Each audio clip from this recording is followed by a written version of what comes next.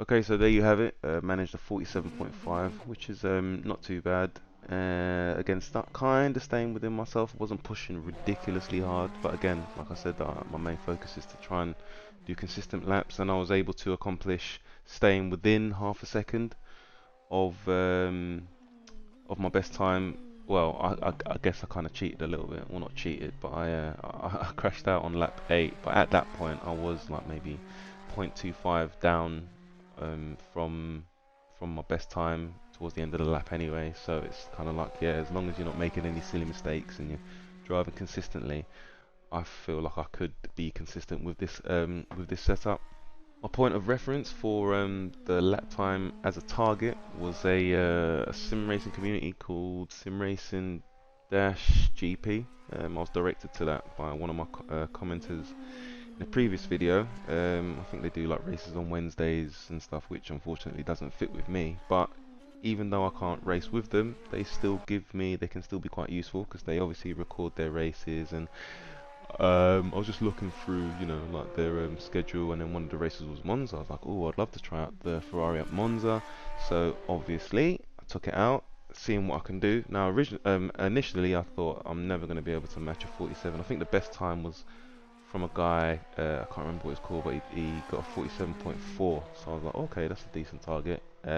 Initially, I was nowhere near that. Obviously, trying out, making a setup. But then I then forgot that, oh, okay, maybe I should actually be using the low downforce trim, like the Le Mans trim or whatever it is. So I then tried that, and then from then I was like, okay, I'm getting a bit closer. Potentially, this is probably what they were using for the race, which suits me fine because it's a bit less oversteery, well, a bit, and obviously better top speed. The more I drive this car, the more I realise it's definitely not made for people with my driving style because it just has so much rotation on throttle. I've got to figure out a way of making it understeer more, but not too much. But yeah, the rotation on throttle is like a lot. Well, I wouldn't say it's a lot for me to deal with, but it's definitely not what I would want. Um, but it was okay. I got it to a stage where I was eventually comfortable enough to be able to do consistent laps. But at the beginning, I was thinking, nah, I'm gonna have to give up on this. This is probably taking a little bit too long here. But perseverance is key. It's not the end of the world. There's definitely something you can do.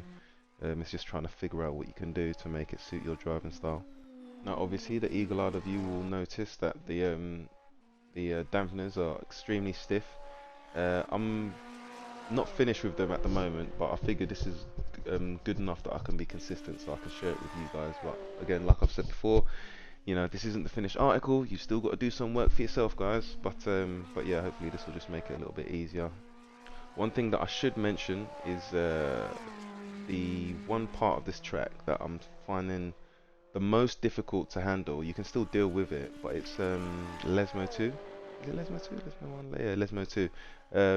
The dip in the road is just so severe that the rear can, like, go all over the place. So I feel like there definitely needs to be a bit more work done to make that more bearable. I've done what I can to make it kind of bearable, and you can get through the corner all right, but I feel like I'm definitely not really maximizing the speed that I can get out of there. So you're gonna have to figure out a way of doing something to the rear. I think I've increased the ride height a little bit, and that's helped a lot. But I think some more work needs to be done with the dampeners to really help.